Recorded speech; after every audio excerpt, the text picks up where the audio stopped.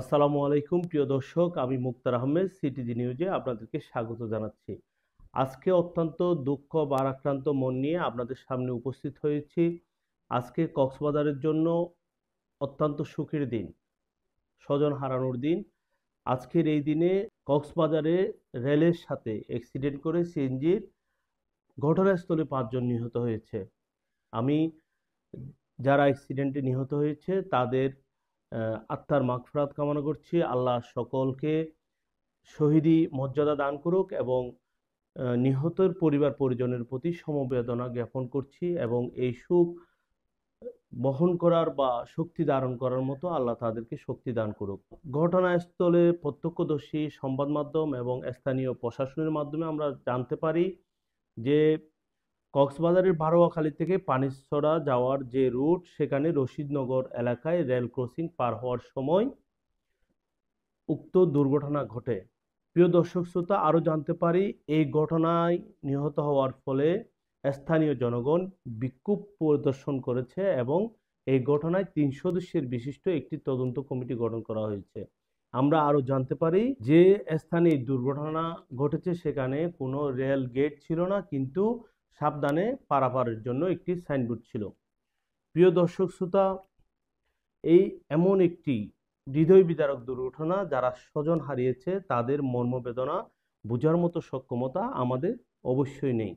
আমরা সেই সকল স্বজন হারানো মানুষের প্রতি গভীর সমবেদনা জ্ঞাপন করছি। কিন্তু জনমনে প্রশ্ন হচ্ছে, যেই রেল কক্সবাজারের বাসীর জন্য একটি আশীর্বাদ হিসাবে এসেছিল, যেই রেল দক্ষিণ চট্টগ্রামের মানুষের জন্য আশীর্বাদ হিসাবে আমরা পেয়েছিলাম, সেই রেল প্রতিনিয়ত দুর্ঘটনার শিকার হচ্ছে। প্রতিনিয়ত দুর্ঘটনার ফলে এখানকার জনমনে একটা আতঙ্ক বিরাজ করছে।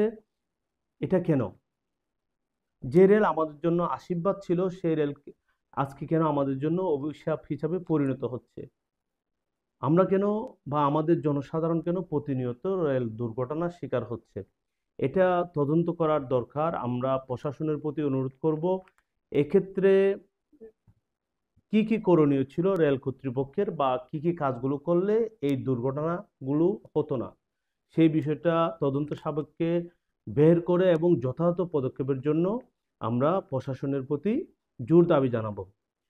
এখন প্রশ্ন হচ্ছে, আমরা একজন সাধারণ নাগরিক হিসাবে, দেশের মানুষ হিসাবে, দেশে বসবাসকারী হিসাবে রেল রাস্তা পারাপারের ক্ষেত্রে আমাদের সচেতনতা কতটুকু সৃষ্টি হয়েছে?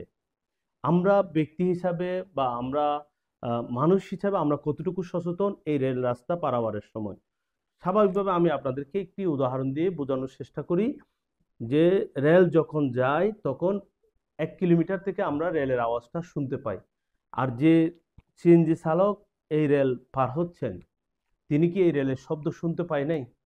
কিংবা আমি মনে করি যে রেলটা পার হচ্ছি, রেল লাইন পার হবো, আমার একটু ডানে বামে থাকানোর প্রয়োজন নয়? তাহলে আমরা কতটুকু সচেতন? আমরা যে ড্রাইভারগুলো সিএনজি চালাচ্ছেন, আমরা কতটুকু প্রশিক্ষিত? প্রিয় দর্শক শ্রোতা, রেল লাইনের যে অ্যাক্সিডেন্টগুলো ছাড়া তো আমি যদি আপনাদেরকে বলি যে আমাদের সড়ক দুর্ঘটনা কিন্তু অহরহ। অলরেডি দাবি উঠেছে যে চট্টগ্রাম কক্সবাজার মহাসড়ক, যেটাকে আমরা আরকান সড়ক হিসাবে চিনি, সেটা যেন 6 লাইনের করা হয়। সে দাবি কিন্তু জোরালো। কিন্তু রেলও কেন প্রতিনিয়ত অ্যাক্সিডেন্ট হচ্ছে? সুতরাং আমাদের রেল রাস্তা পারাপারে বা রেল ব্যবহারের ক্ষেত্রে আমাদের অনেক বেশি সচেতন হতে হবে।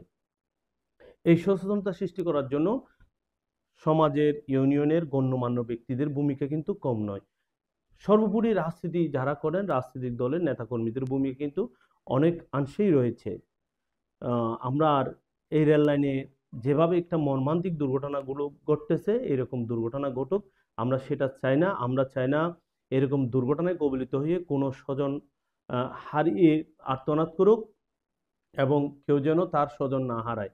সুতরাং আমাদের সচেতন হতে হবে এবং কর্তৃপক্ষের প্রতি বিনীত অনুরোধ থাকবে, কক্সবাজারের রেল লাইনের ক্ষেত্রে যেখানে যেখানে ক্রসিং দেওয়ার দরকার ছিল, যেখানে যেখানে গেটম্যান দেওয়ার দরকার ছিল, এগুলো যেন যথাযথভাবে পালন করা হয়। আমরা এখান থেকে স্বজন হারানো পরিবারগুলোর বেদনা বুঝতে পারবো না। চিন্তা করে দেখেন, এক মা আজকের এই রেল দুর্ঘটনায়, এক মা তার কোলের সন্তান সহ মাটা নিহত হয়েছে এবং এই রেলটা সিএনজিটাকে 3 কিলোমিটার টেনে হেঁচড়ে নিয়ে গেছে। লাশগুলো চিহ্নিত করাও অনেক বেশি কষ্টসাধ্য হয়ে গেছে। আমরা এখনো 3 জনের লাশ শনাক্ত করা হয়েছে জানতে পারি এবং আরো 2 জনের লাশ এখনো শনাক্ত করা সম্ভব হয় নাই। এত মর্মান্তিক, এত হৃদয় বিদারক এই দুর্ঘটনাটি ঘটেছে। সুতরাং রেল লাইনের ক্ষেত্রে, রেল ব্যবহারের ক্ষেত্রে এবং রেল লাইন পারাপারের ক্ষেত্রে আমাদেরকে অনেক বেশি সচেতন হতে হবে। এই সচেতনতা সৃষ্টি হতে হবে আমাদের পরিবার থেকে, সমাজ থেকে, আমাদের পাড়া থেকে, মহল্লা থেকে। সুতরাং কক্সবাজারের রেল লাইনটা যেন আমাদের যথাযথভাবে আশীর্বাদ হয়, এটাকে যথাযথভাবে আমাদের ব্যবহার করতে হবে, ব্যবহার করতে জানতে হবে। সেই জন্য সবাইকে উদাত্ত আহ্বান জানাবো, পাশাপাশি সরকারকে এই রেল দুর্ঘটনার জন্য দায়ী কারা এটা বের করে তদন্ত সাপেক্ষ ব্যবস্থা নেওয়ার জন্য উদাত্ত আহ্বান জানাবো। পাশাপাশি একটা জিনিস বলতে চাই যে আমরা কোনো দুর্ঘটনা ঘটলে সাথে সাথে রাস্তা অবরোধ করি, সাধারণ জনগণের দুর্ভোগ সৃষ্টি করতেছি, প্রতিবাদ করতেছি, কিন্তু দুর্ভোগের শিকার হচ্ছে আমার ভাই, আমার প্রতিবেশী। এই জিনিসটাও আমাদের সজাগ থাকতে হবে। আমাদের প্রতিবাদটা যেন যথাযথ কারণে হয়। আমাদের প্রতিবাদ, আমাদের সকল অবরোধ কর্মসূচিগুলো যেন মানুষের কল্যাণে হয়, রাষ্ট্রের কল্যাণে হয়। ধন্যবাদ সাথে থাকার জন্য। আসসালামু আলাইকুম।